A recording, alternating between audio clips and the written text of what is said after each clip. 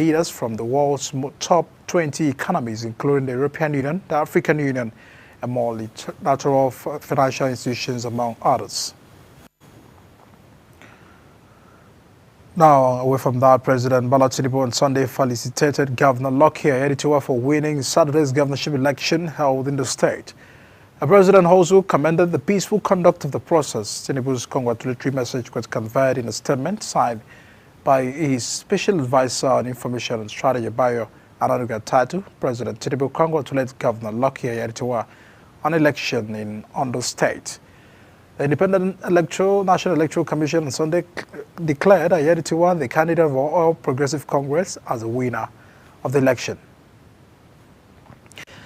Meanwhile, the governor of Ondo State, Lucky Ayedatiwa, has reassured residents of Ondo State of improved service, saying that his victory at the just concluded governorship election is a call to do more. After speaking to reporters after being from his better days for residents, Ayedatiwa won the Ondo governorship election conducted on Saturday. According to him, having visited every part of the state during campaigns, he's more in tune with the needs of the people. Earlier, the Independent National Electoral Commission had declared Lucky Ayedatiwa of All Progressive Congress winner of Ondo State governorship election, and Ayedatiwa defeated his closest rival, Abulai Ajayi of the People's Democratic Party, securing a total of 366,781 votes to Ajayi's 117,845 votes. The APC clinched the victory in all the 8 local government areas of the state.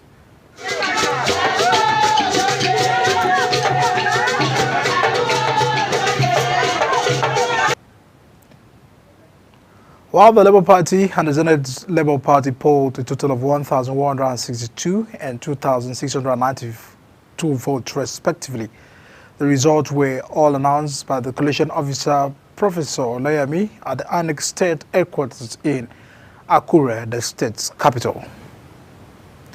Now, President Bola Tinubu has met with the Indian Prime Minister Modi at the presidential villa in Abuja. Now, the Indian Prime Minister, who is on a state visit, arrives in Nigeria earlier this morning. Modi's visit to Nigeria will be the first by an Indian Prime Minister since Dr.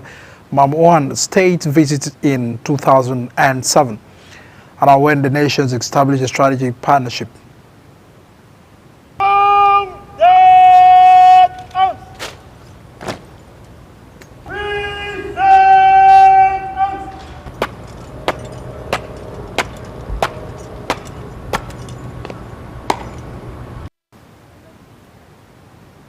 President Tinubu and the Prime Minister Modi will seek to strengthen Nigeria's and India's ties further during their bilateral discussions.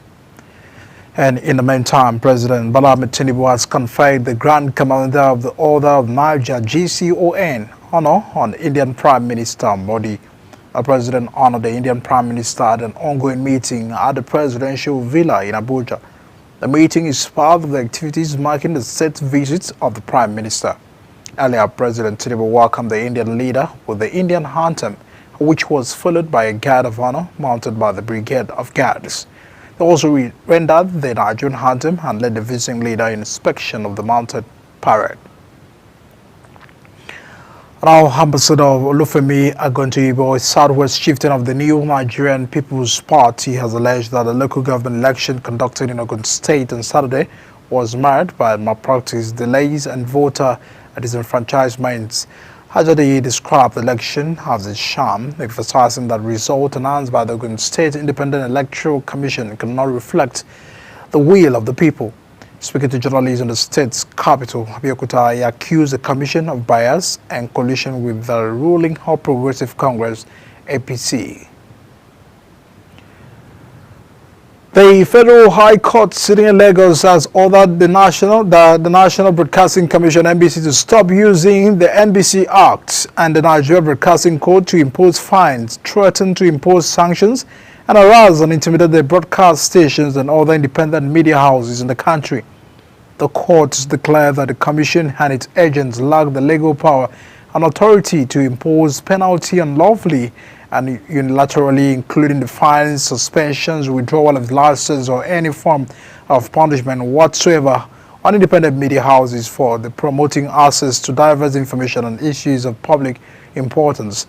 The judgment was delivered in June by Honorable Justice Nicholas Owebi following a lawsuit brought by the Socio-Economic Rights and Accountability Project (SERAP) and the Center for Journalism Innovation and Development.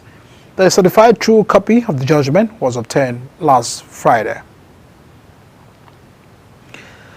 Vice President Kashim Shettima says President Bola Tinubu is determined to change the fortunes of Nigeria regardless of the challenges confronting the country. The Vice President said this in Abuja at a one-day retreat for presidential heads and heads of unit in his office. He noted that the nation's economy is on the path of growth on account of President Tinubu's policies and determination to transform the economy for all Nigerians. Shettima also urged all heads in the presidency to synergize more and work harder in helping the president to deliver on his mandate. In what coming in as the glorious day for Nigeria's representative Chidinma Adesina finished as the first runner-up at the 73rd Miss Universe competition held in Mexico.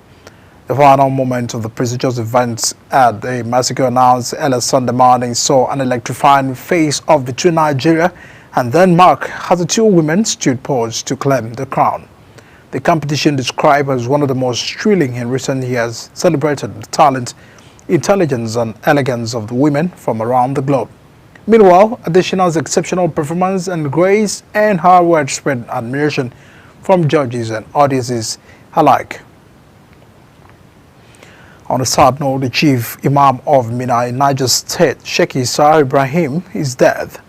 Afari, who served as the chief imam of the Minna for over 2 decades, died at the IBB Specialist Hospital, Minna, on Saturday night.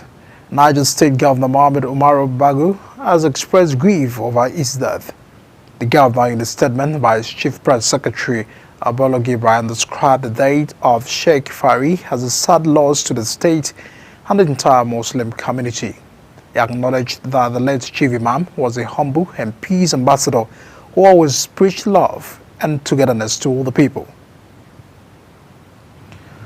The Courts of Appeal in Abuja sacked Mohsini Akinsanya, also known as MC Olumomo, as the president of the National Union of Road Transport Workers. A 3-member panel of justices led by Hamad Abubakar affirmed the March 11, 2024 judgment of the National Industrial Court, which affirmed Tajuddin Barawa as the union's president. Najim Jassin, Tajuddin, and some persons who claimed to be the union's leaders had filed an appeal challenging the industrial court decision to recognize Barawa as the president.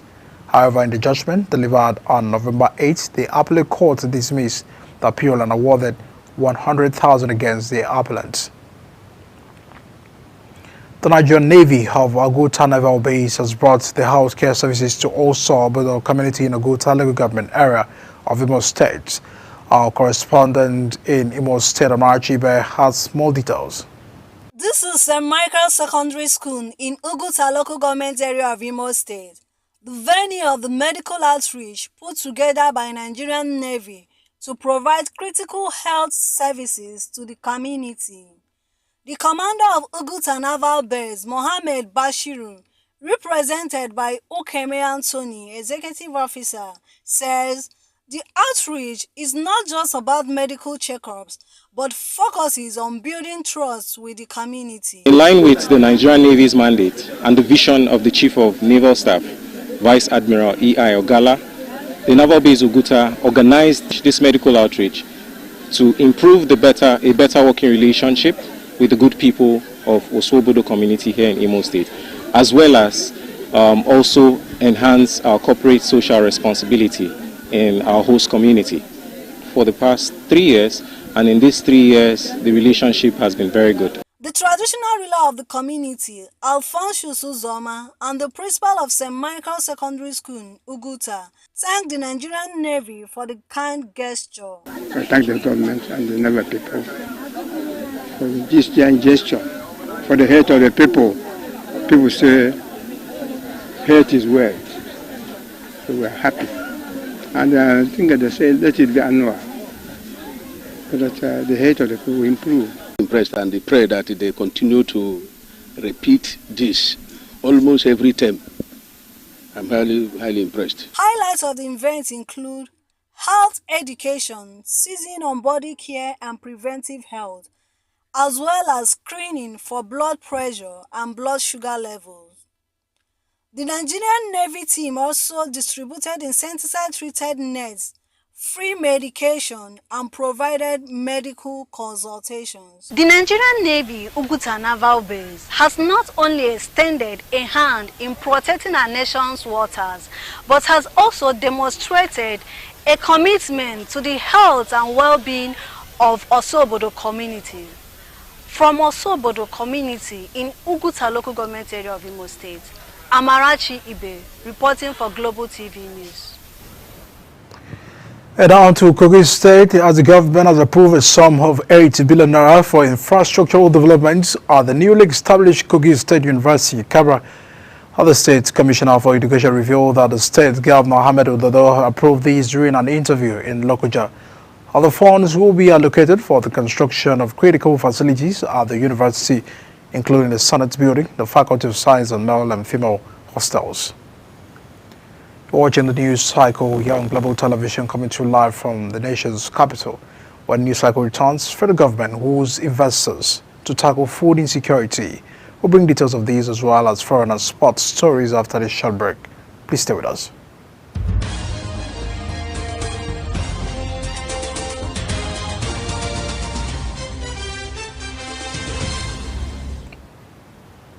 Many thanks for staying with us and on to business. The federal government says it is seeking the collaboration of the private sector to help address the country's agricultural production challenges. The Minister of Agriculture and Food Security, Mohamed Abubakar, started this via a video presentation at the Food and Energy Security in Africa Conference in Lagos, organized by the White NKs in collaboration with African Development Bank and Nigerian Sovereign Investment Authority on Friday. The private sector holds the key to unlocking much of Nigeria's agricultural potential by investing in advanced technologies and modern infrastructure, and value-added processing businesses can drive transformative change, yet they understand that investing in agriculture comes with its inherent risks. The federal government says it is committed to creating an enabling environment through policy reforms and de-risking the mechanisms. The Minister of State for Agriculture and Food Security, Ali Abdullahi, says the federal government has distributed a total of 3.9 million doses of the Pestades vaccine and the 7.7 million doses of the Newcastle disease vaccine to rural communities in Plateau, Bauchi, and Kano State over the last 5 years. He acknowledged the government's shortcomings in effectively achieving the food security across the country. In a statement by the union, says Abdullahi discloses at the official closing out meeting at the European Union support to livestock disease surveillance knowledge integration project in Abuja. The minister also stated that despite the concrete effort, the works of the ministry in terms of food security is far from over, underscoring the need for continued focused policy adjustment and to address the ongoing challenges in the sector. The National Agency for Food and Drug Administration and Control, NAFDAC, has called on businesses to prioritize compliance with health and safety regulations, emphasizing the importance of accurate branding and the proper handling of regulated product. NAFDAC Director General Professor Mijosola Adeyemi, represented by the Director of the Northwest Zone, Natin Dadi, gave this charge during the panel session at the 2024 African Retail Congress recently held in Lagos. He stressed the need for retailers to familiarize themselves with local and international regulations governing the manufacture, storage, and distribution of this product. And now the World Bank has identified $32 billion in unaccounted funds in the Nigerian water sector projects, which raising concerns over likely embezzlement and mismanagement. And according to the newly released FY 2024 Sanctions System Annual Report, the bank's Integrity Vice Presidency referred to as the report flagged the discrepancies after a forensic review. The funds intended to bolster the water infrastructure were not adequately accounted for, prompting an intervention to safeguard the project's integrity. In a decisive move to mitigate the risks, the World Bank engaged with the project's team, including Nigeria's tax team leader, operation manager, and financial management specialist.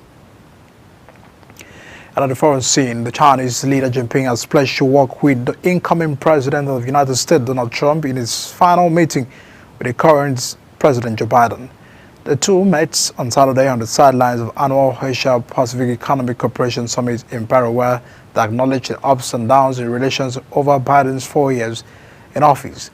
However, both highlighted the progress in lowering tensions on issues such as trade and Taiwan, and Ali says the U.S.-China relations could become more volatile when Trump returns to office in 2 months, driven by factors including a promise to raise tariff on Chinese imports. And now to sports. Speculation is rife that Inter Miami are close to signing Brazilian forward Neymar Jr. according to reports by the market on Saturday.